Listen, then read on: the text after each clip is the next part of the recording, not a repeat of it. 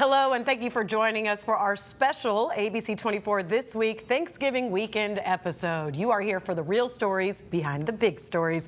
I hope you'll continue to join us every Sunday at 9 a.m. or 10:35 p.m. or on the 24 Plus app. So let's see who is at the table on this holiday weekend. As always, of course, ABC24 political analyst Otis Sanford, Susan Thorpe of Thorpe Communications, and Deidre Malone of the Carter Malone Group. Thank you all so much for being here. Thank you. Especially Sure. with the Thanksgiving holiday around. Right. So we've got quite a lot on our plates this episode. Get that one, hee. All right, first, a Memphis Safe Task Force update from the U.S. Attorney General herself. Pam Bondi was back in town accompanied by Tennessee lawmakers to report data on the multi-agency crime-fighting efforts.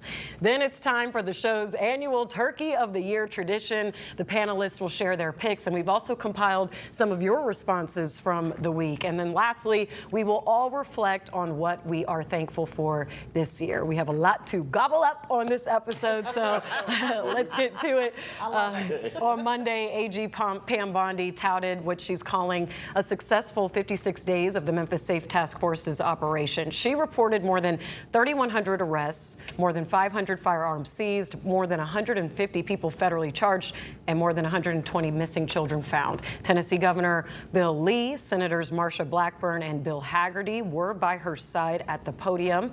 Congressman David Kustoff and House Speaker Cameron Sexton were in the crowd, and so were MPD Chief C.J. Davis and Shelby County Sheriff Floyd Bonner. So here is a little clip of what AG Bondi said.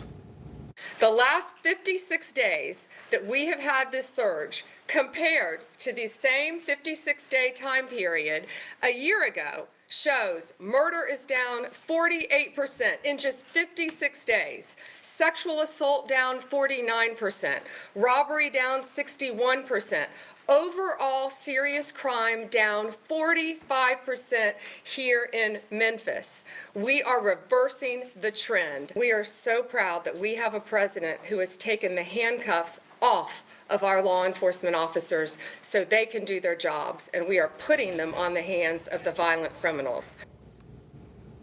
All right, so I want to open it up to Otis because I always like to have you lead us off here, Otis.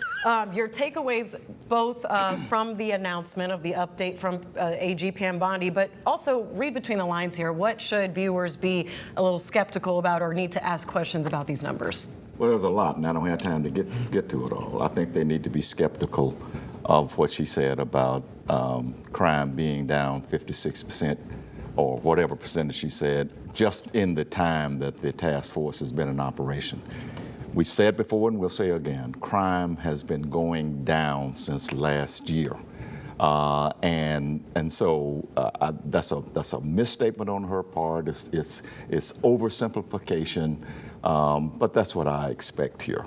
The problem here is that Pam Bondi did not take any local questions, did not take any questions from local media when she was here.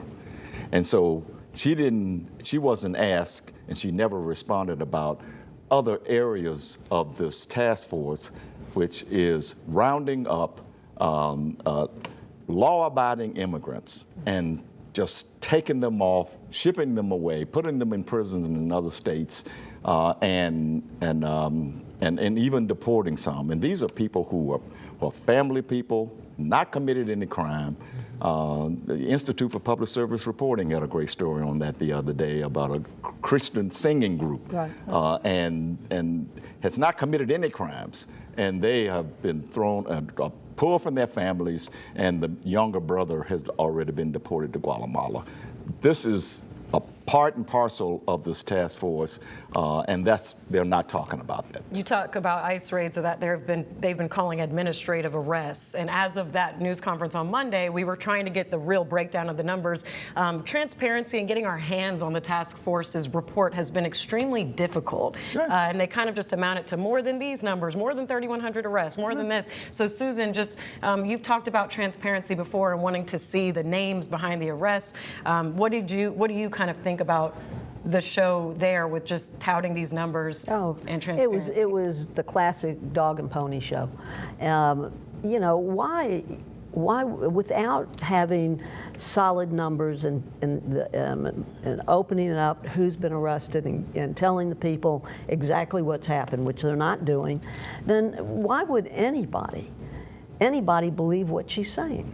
I mean, this is a woman who heads the DOJ. She has faced accusations that the Department of Justice officials under her direction made misleading statements and inaccurate statements to the courts. So why are we supposed to believe her? You know, Otis is right. The numbers that we've seen show that crime has been on a slow downhill slide for the last year. Well, okay, then maybe, you know, you can't deny the fact that when you see a bunch of National Guardsmen in their uniforms and ICE police walking around or even sitting in your restaurants, you can't help but think, well, maybe this scares some people. I bet it does. It does. But where are they getting the numbers? 120 missing children found. Where did they find them? I mean, I just don't think that when you have, and there's another point I want to make about this. I was looking at the video, like everybody else, and the elected officials that flanked her on that podium, not a single one of them got a majority of votes in Memphis, in Memphis at all. That has been one of the points made, is I want to see these people actually spend time in Memphis.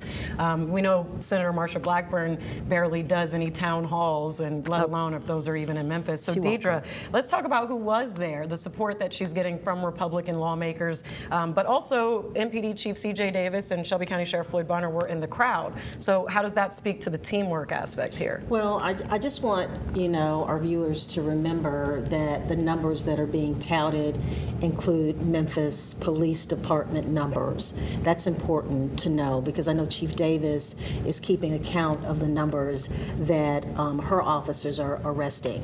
And also to remember also that the federal officers that are in town are listening to the calls that are coming in. And what's happening is MPD may be on the scene, and then the federal officers show up, and they count those numbers. That's how it's working. That's what's happening with this. So in terms of the missing children, a lot of them are runaways, and what MPD is doing is they'll locate those kids in less than 2 hours. So it's not like, you know, they had to go out of Tennessee to find these youth. They were here, and MPD has been working to make sure that they bring them home. They have Amber Alerts, so it's not like, you know, the feds were doing anything that wasn't already being done. I just want people to understand that the federal government can't move without MPD. Wow. That's right. This is our territory. Right. And to be fair here, I mean, there are a lot of people in Memphis and a lot of people who watch this show who are happy about the task force being here. We can't deny that. Right. And we should be happy that crime is going down no matter what's going on. But I just want us to have a little bit of intellectual honesty here about what really is happening and who's doing the bulk of the work, Right. and the fact that we are mistreating people here. And basically lying about it, because the guy that I'm talking about was described as the worst of the worst and was misidentified in a press release saying he was a drug dealer when he is a gospel singer. And Otis, to your point, you know, MPD is not really dealing with the whole immigration administrative piece. The feds are dealing with that. But I talked to somebody from MPD, and we don't have Hispanic people in Memphis. All those criminals that they're talking about that they're arresting? Come on now. Doesn't exist here in Memphis. Yeah, they did say Well, 327. I want to make a gang point, which Yeah. you said about the elected officials who were there, the Republican support. Of course, the Republicans are going to support people from the Republican administration to come here. They'd be foolish if they did not. Right. And as far as having Chief Davis and Sheriff Bonner there, really, I have no problem with that. They're law enforcement. They are law enforcement. They're working with this. They have to work with this. Well, they don't have to, but C.J. Davis does, since our mayor has said he's going along with all of this. So, you know, who's there and who's not there, I really don't care. It doesn't mean anything to me. What meant something to me was some of what Pam Bondi said up there, and the people who flanked her. That meant a lot. Most definitely. All right. Well, we did take up some time on that first segment. So when we come back, we are going to deem our turkeys of the year. It's a big tradition that we got here on ABC24 this week. Stick around. We'll be right back.